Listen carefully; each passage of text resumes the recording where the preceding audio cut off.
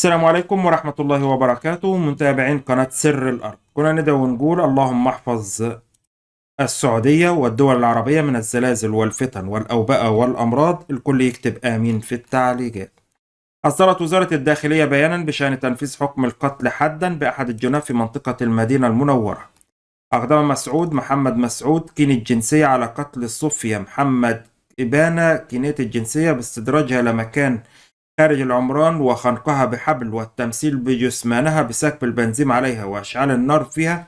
وتمكنت الجهات الأمنية منه وتم تنفيذ حكم القتل اليوم. عناوين الأخبار لهذه النشرة: وزير الداخلية يعزي الحقباني في السعودية وعاجل جدا. وردنا أيضا منذ قليل ضبط هؤلاء لترويجهم مواد مخدرة في تابوك وتنفيذ حكم القتل في المنطقة الشرقية. والقيادة تعزي الرئيس الجزائري. وتظاهرات مليونية تندلع في الولايات المتحدة. والدفاع الكويتي اعتراض 14 صاروخ و12 مسيرة خلال 24 ساعة. والدفاع القطري اعتراض جميع المسيرات. ورئيس الجمهورية يعزي ووفاة شاب بحريني في حادثة مروعة بالسعودية. وفاة المشجع ومظاهرة خلال تعادل البرتغال والمكسيك. ويوجد لدينا بيان هام وعاجل من وزارة الداخلية: زلزال يضرب دولة إسلامية وتحطم الطائرة ووفاة قائدها. ويوجد لدينا أيضا إعصار خطير وزلزال يضرب اليونان وعاجل الدراسة عن بعد بدءا من 4 إبريل. نبدأ مع الخبر الأول وعاجل جدا. وردنا منذ قليل بعث خادم الحرمين الشريفين الملك سلمان بن عبد العزيز آل سعود برقية عزاء ومواساة لفخامة الرئيس عبد المجيد تبون رئيس الجمهورية الجزائرية الديمقراطية في وفاة رئيس الجمهورية الأسبق اليمين زول رحمه الله. وقال الملك المفدى: علمنا بنبأ وفاة رئيس الجمهورية الجزائري الديمقراطي الشعبية الأسبق اليمين زورال رحمه الله، وأننا نسأل الله سبحانه وتعالى أن يتغمده بواسع رحمته ومغفرته ويسكنه فسيح جنته وأن يحفظكم من كل سوء. خبر آخر: وزير الداخلية يعزي الحقباني. وعز وزير الداخلية السعودي الأمير عبد العزيز بن سعود بن نايف بن عبد العزيز وكيل إمارة منطقة تابوك محمد بن عبد الله الحقباني بوفاة شقيقته رحمها الله. خبر آخر: تظاهرات مليونية في أمريكا وذلك تحت شعار لا ملوك للتعبير عن رفضهم للرئيس الأمريكي لسياسات الرئيس الأمريكي دونالد ترامب وهجماته العسكرية بالتعاون مع دولة الكيان. في خبر آخر: أعلن المتحدث باسم وزارة الدفاع الكويتية العقيد الركن سعود العطوان الرصد والتعامل مع عدد من التهديدات الجوية خلال الساعات الماضية، مؤكدا نجاح القوات في التصدي لهجمات معادية. أعلنت وزارة الدفاع القطرية اليوم عن تعرض دولة قطر لهجوم بعدد من الطائرات المسيرة، مؤكدا نجاح القوات المسلحة في التعامل مع التهديدات وإحباطها. أكدت الوزارة أن القوات المسلحة تمكنت من اعتراض وتحييد جميع المسيرات التي استهدفت الدولة دون تسجيل أي أضرار.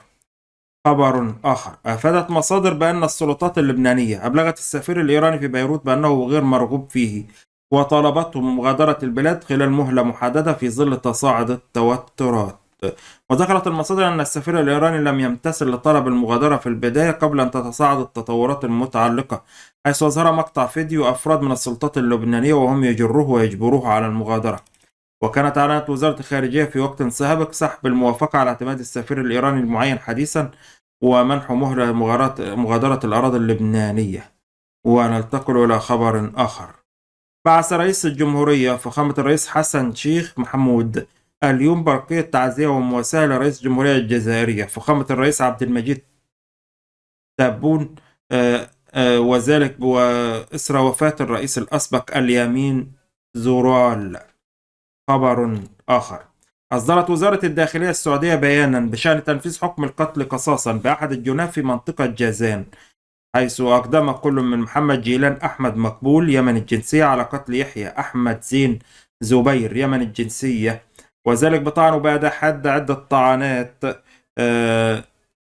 ومما أدى إلى وفاته. وفضل من الله تمكنت الأجهزة الأمنية منه وتم تنفيذ حكم القتل اليوم. لقى شاب بحريني مصرعه في حادث مروري مأساوي وقع فجر السبت، فيما أصيب 5 آخرون بإصابات متفرقة في المملكة العربية السعودية أثناء توجههم إلى مكة المكرمة لأداء مناسك العمرة. خبر آخر: توفي الإعلام الرياضي البارز علي العصري الذي يعد أحد أبرز الأصوات التي ارتبطت بتاريخ الرياضة في اليمن وذاكرتها الحية على مدى عقود. خبر آخر: أعلنت السلطات الأمنية فجر اليوم أن مشجعا في منطقة مكسورة كبار الشخصيات بملعب إزتيكا المعاد افتتاحه سقط من الطابق الثاني وتوفي في وقت قصير عقب المباراة الودية التي جمعت المنتخب المكسيكي بمضيفه البرتغالي والتي انتهت بالتعادل السلبي. خبر آخر: رجل أفغاني يتفقد أثار زلزال مدمر حيث ضرب زلزال قوي شرق أفغانستان بحسب ما أفادت مراسله فرانس بريس في العاصمة كابول. كان الزلزال بقوة 5.8 درجات ولم يتم حدوث أي أضرار مادية أو بشري. تحطمت طائرة مقاتلة تركية من طراز F-16 وتوفى قائدها وفقا لوكالة الأنباء الرسمية لوزارة الدفاع.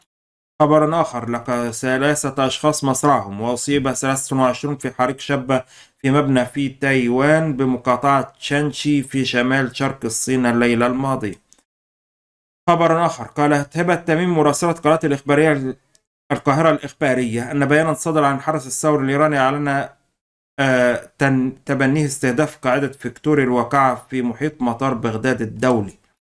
خبر آخر: لقى مسن وابنته وشقيقته مصرعهم فيما أصيب 4 آخرون من أسرة سودانية بحالة تسمم بعد تناولهم وجبة سمك في مصر في مطعم شهير وتم نقلهم للمستشفى وتحرير محضر بالواقع. خبر آخر: خيم الحزن على الحي ال11 بمدينة الشيخ زايد في مصر إثر وقوع حادثة مأساوية أسفرت عن مصرع 3 أطفال وإصابة 4 آخرين حيث أصيبوا بحالة تسمم حاد وفقدان للوعي داخل شقتهم السكنية. وننتقل إلى خبر آخر. أعلن نائب رئيس الوزراء الخارجية الباكستاني إسحاق دار أن إيران وافقت على تسهيل مرور سفن باكستانية إضافية في مضيق هرمز وصفا ذلك بأنها خطوة إيجابية. اجتاح الإعصار المداري النار للمناطق الغربية من استراليا اليوم متسببا في انقطاع الكهرباء فضلا عن ظواهر جوية نادرة وتعطل إنتاج الغاز. خبر آخر: ضرب زلزال بلغت شدته 4.3 درجات على مقياس ريختر جزيرة كاليفورنيا غرب اليونان صباح اليوم. والخبر الأخير: أعلنت وزارة التعليم في إيران عقد الدراسة في الجامعات افتراضيا بدءا من 4 إبريل.